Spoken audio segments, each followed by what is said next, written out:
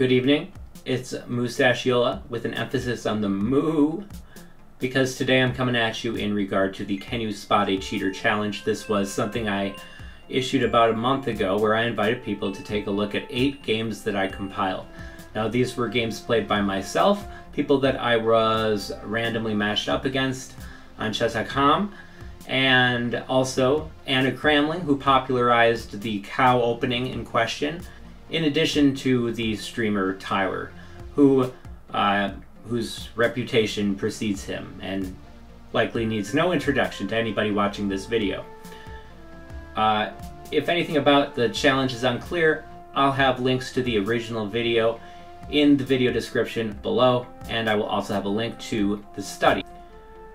Now, what's changed about this study is that one of the players who was presumed innocent has now been proven guilty and banned by chess.com.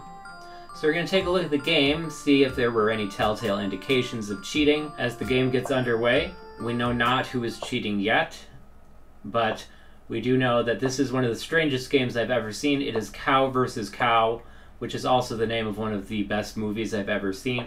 Very, very violent, but I recommend it. Now, this has been played on lichess, which is a sad commentary on society as a whole. The cow opening simply requires that you move the knights out to these squares. A3 is played, sort of a nothing move. Bishop e7, b3, and now we have a new game. This has never been played before, and hopefully will never be played again. Bishop d7. All these moves are basically top 3 engine moves, but it's early and nobody's made anything, any committal moves.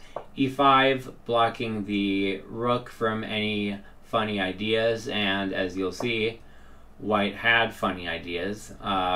If that pawn wasn't there, be able to capture there, and the king wouldn't be able to take back.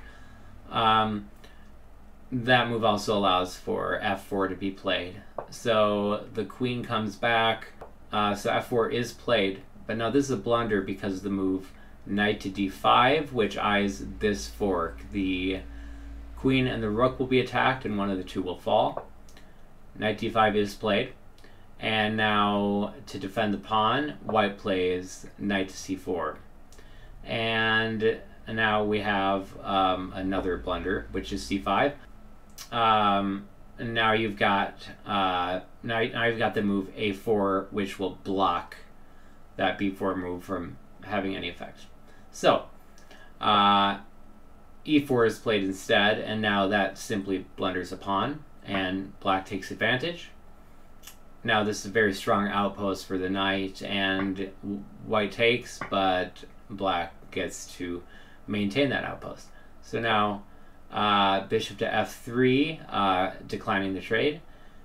g6.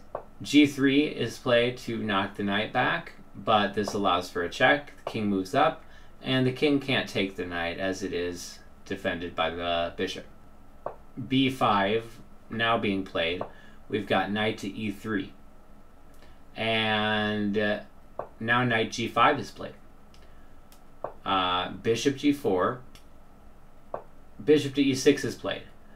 And I believe the reason is because after the exchanges, the queen will now be handy to help defend this pawn push.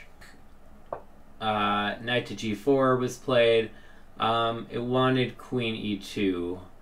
The problem now is that you can play this move f5, and then if captures, then you start with the check, and if the king were to move back, then that would be checkmate in 1 with knight to h3. So that did not happen in the game. The move d5 was played by black, looking to eliminate the pawn, or for captures, and now for that check to come in. So probably eyeing the same basic tactic. After d5, we have h4, and now you see why black's last move was a blunder. the knight has nowhere to go. Black plays h5, and now both knights appear to be in danger, so white checks first and now locks that knight in place, but black captures the pawn, and surprisingly it's still a completely equal game, as now the white knight has nowhere to go.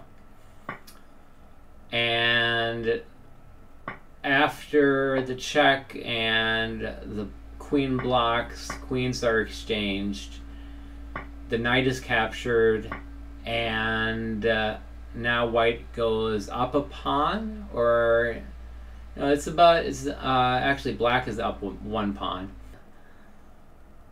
Now white has a great chance to win this game because that move blunders. Bishop d6. Here's where things get a little bit spicy.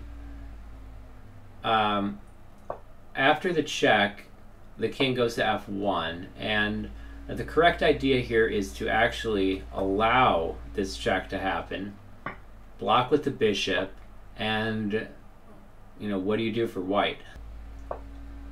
Rook to h2 is played, allowing the rook to be captured, likely in fear of the check. So despite that fact, white plays king to g1. You can't actually get the rook out of the way, so we see the best move being played again by black. However, now the capture takes place and the rook checks, and now the rooks double up, and this is trouble. Bishop d6 is played, keeping an eye on the square, and after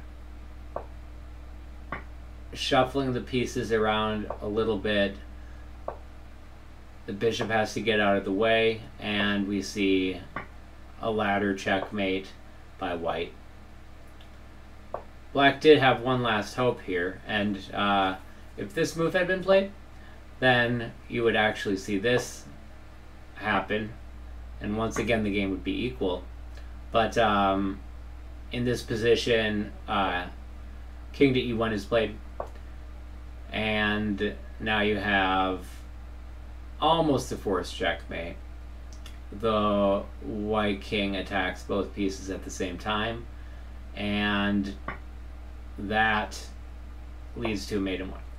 Okay, so that's the game, and as we call them, just players A and player B. Player A, 88% accuracy according to the engine. Player B, 5 inaccuracies, 4 blunders, but 58 cent upon loss, which was pretty good. 83% accuracy. So now I can unveil right now that this was a 10-minute game on chess.com, and the player who was cheating was the white pieces, and it is a random person that I got matched up with in the pool because I was the player with the black pieces. So I thought that was a pretty well played game by myself. Both of us had about a 1500 rating. So out of the 8 games, with up to half of them possibly including a cheater, we now have one guilty party. Player A, you have been voted off the island. Once again, if anybody would like to participate in the Spot the Cheater Challenge, you are encouraged to identify the Anna Cramling games, the Tyler games, and see if you can spot who cheated and who's the cream of the crop. Mustachiola, and I'm out to pasture.